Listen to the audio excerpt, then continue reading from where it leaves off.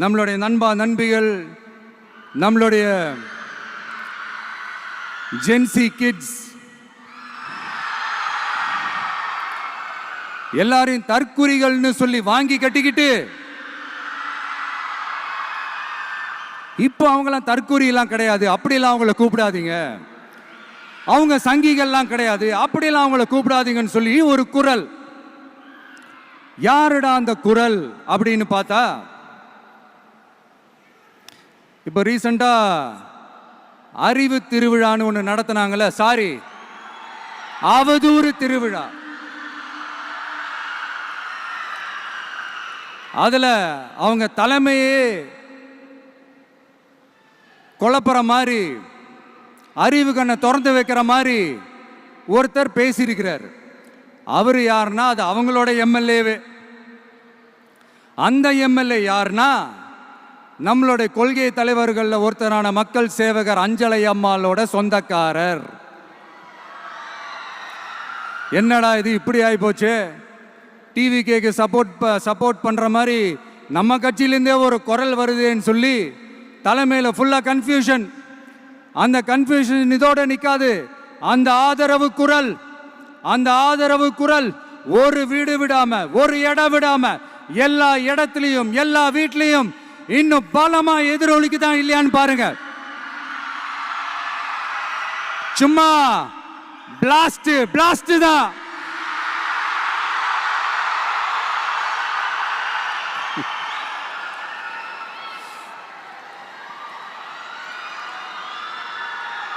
இது இன்னைக்கு நேத்தெல்லாம் நடக்கலைங்க, 1972 நடந்து முடிஞ்சிருச்சு. எப்போ எம்ஜிஆர் அவர்கள் கட்சி ஆரம்பிச்சாங்களோ அப்பவே அது ஒரு கூத்தாடி கட்சி.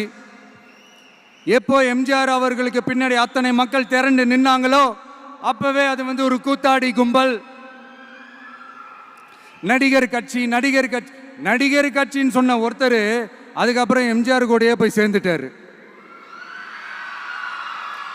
இன்னொருத்தர் இவரெல்லாம் ஒரு ரவுண்டு தாங்க வருவார், ரெண்டாவது ரவுண்ட்லாம் காணாமல் போயிடுவார்னு சொல்ல இன்னொருத்தர் அதுக்கப்புறம் போய் எம்ஜிஆர் கிட்டே போய் சேர்ந்துட்டார். ஸோ இந்த மாதிரி இவங்க 2 பேர் மட்டும் இல்லை, ஒட்டுமொத்த தமிழ்நாட்டு மக்களும் எம்ஜிஆர் அவர்கள் கூட தானே போய் சேர்ந்தாங்க.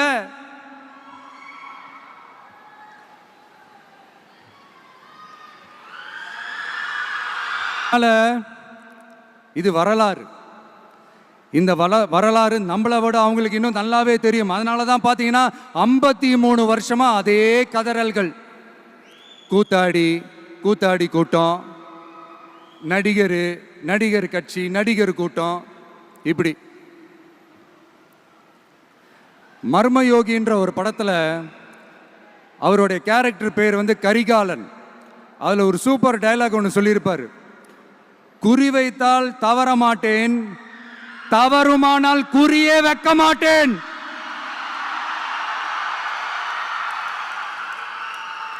இதெல்லாம் யாருக்கு சொல்றோம், எதுக்கு சொல்றோம்னு புரிய வேண்டியவங்களுக்கு புரிஞ்சா நல்லா இருக்கும்.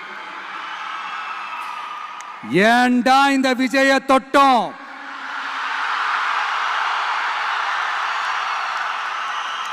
ஏண்டா விஜய் கூட இருக்கிற அந்த மக்களை தொட்டோம் நினைச்சு ஃபீல் பண்ண போறீங்க.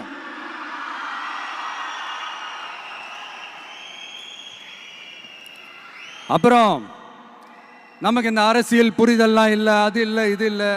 அப்புறம் நான் கேட்குறேன், மக்கள் எல்லாரும் உங்களுக்கு தற்குறிகளா?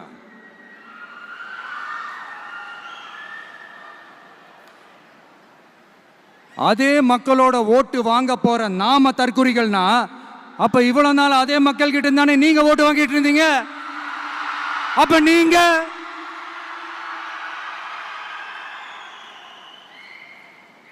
அந்த மக்களுக்கு நீங்க காட்டுற மரியாதையும் நன்றியும் இதுதானா? ஒண்ணு மட்டும் சொல்றேன், எழுதி வச்சுக்கோங்க. இந்த தற்குறின்னு சொல்றீங்கல்ல, இந்த தற்குறிகள்லாம் ஒன்னா சேர்ந்துதான் வாழ்நாள் பூரா விடையை கண்டுபிடிக்காத முடியாத அளவுக்கு உங்க அரசியலே ஒரு கேள்விக்குறியாக்க போறாங்க. அரசியல் இந்தியா, தமிழ்நாடு, மாவட்ட செய்திகள், அரசியல், புலனாய்வு, வர்த்தகம், விளையாட்டு, சினிமா, ஆன்மீகம் போன்ற அனைத்து செய்திகளை உடனுக்குடன் தெரிந்து கொள்ள அரசியல் தலைமுறை